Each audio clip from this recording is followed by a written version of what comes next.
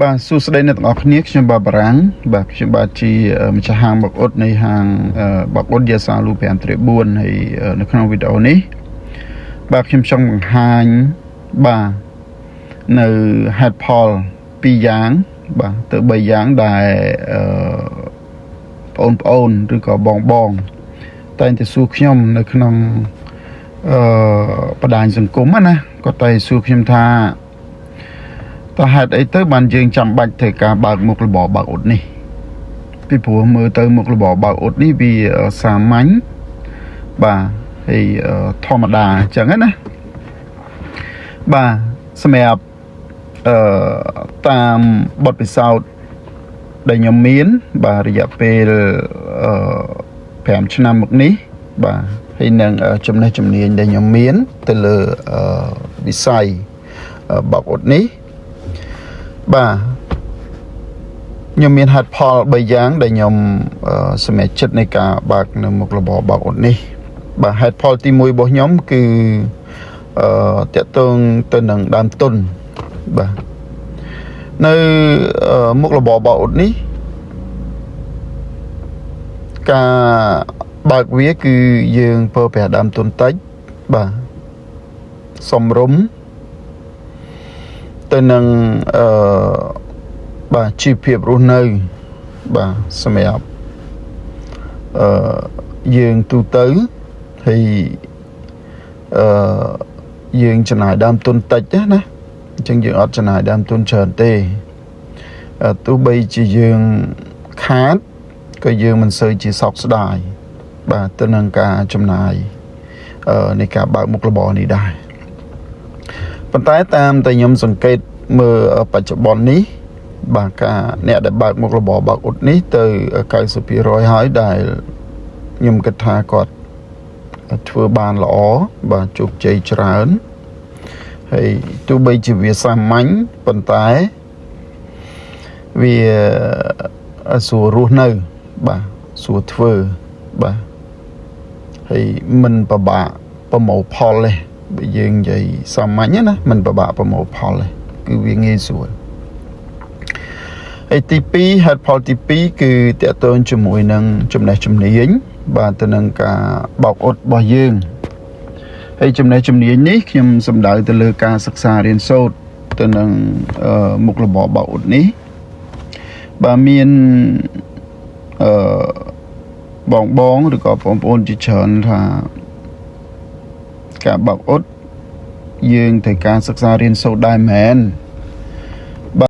បាទសម្រាប់ចម្លើយរបស់ខ្ញុំគឺ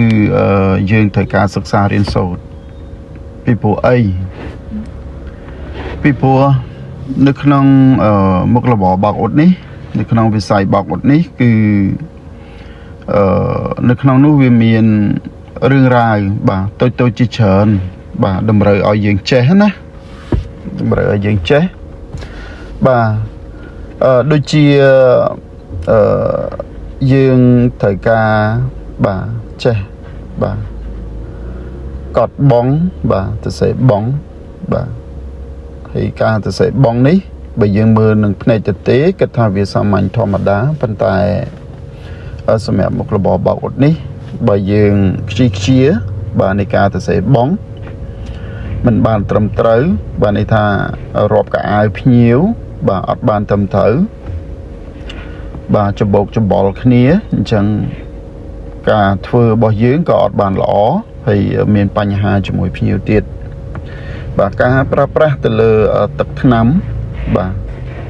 ការប្រើប្រាស់ទៅលើទឹកថ្នាំនេះក៏សំខាន់ដែរពីព្រោះទឹកថ្នាំខ្លះគឺមិនតម្រូវឲ្យប្រើទៅលើកៅអៅពណ៌នោះទេបាទគឺទឹកថ្នាំខ្លះគឺតម្រូវឲ្យយើងប្រើទៅលើតាកៅអៅសមួយមុខគត់ហើយ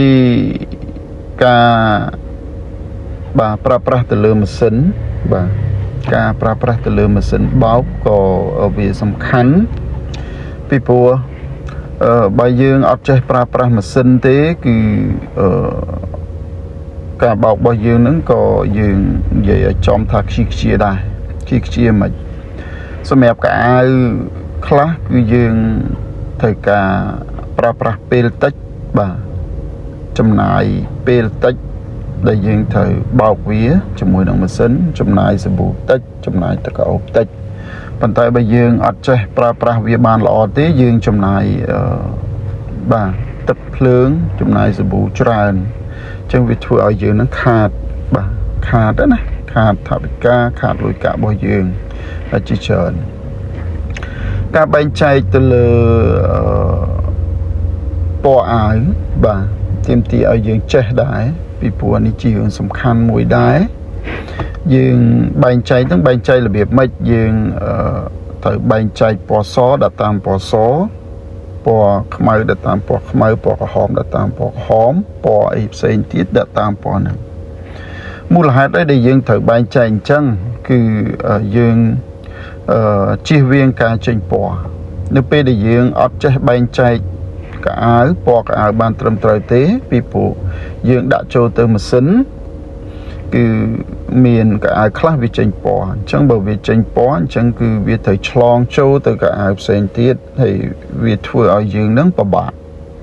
បាទពិបាកកែណាបើយើងចេះកែបានល្អវាអត់អីទេតែបើយើងអត់ចេះកែវាបានល្អទេយើងត្រូវមានបញ្ហាជាមួយភ្ញៀវ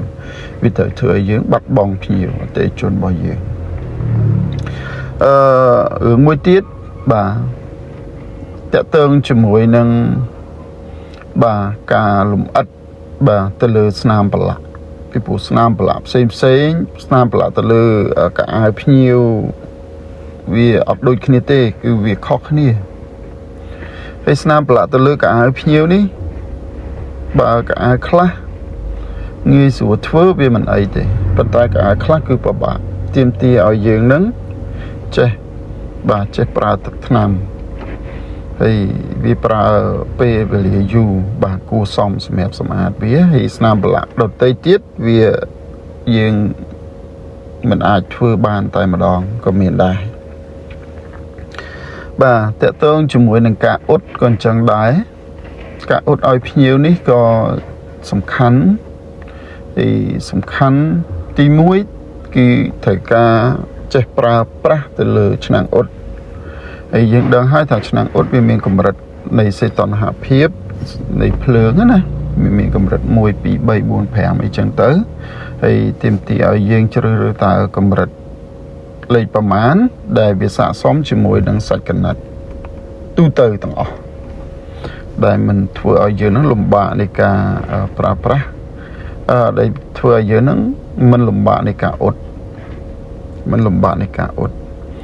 ហើយវាមានចំណុច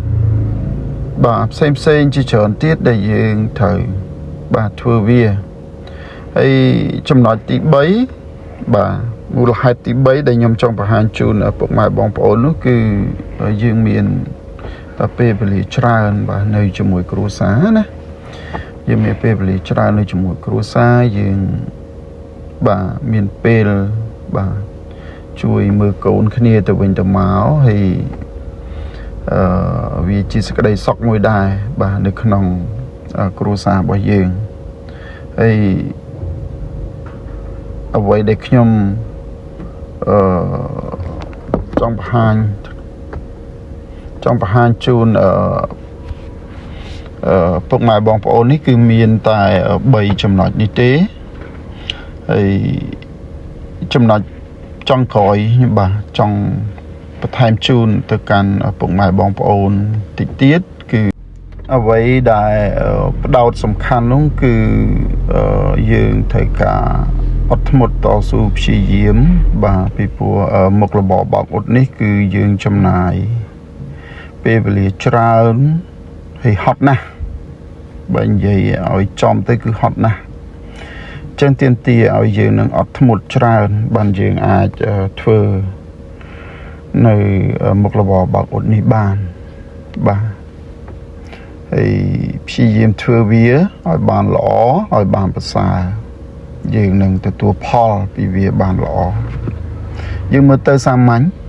ប៉ុន្តែនៅក្នុងភាពសាមញ្ញនោះគឺយើងនឹងទទួលផលពីមុខរបរនេះបានល្អក៏ប្រសើរបាទអញ្ចឹងនៅក្នុងវីដេអូនេះ បាទគឺមានតែប៉ុណ្ណេះទេហើយខ្ញុំបាទបារាំងជាម្ចាស់ហាងបោកអ៊ុតយសាលូ5/4សូមបញ្ចេញនៅគំនិតយោបល់និងចំណេះជំនាញដែលខ្ញុំមានរយៈពេល5 ឆ្នាំមកនេះបាទអញ្ចឹងអរគុណបាទជម្រាបលា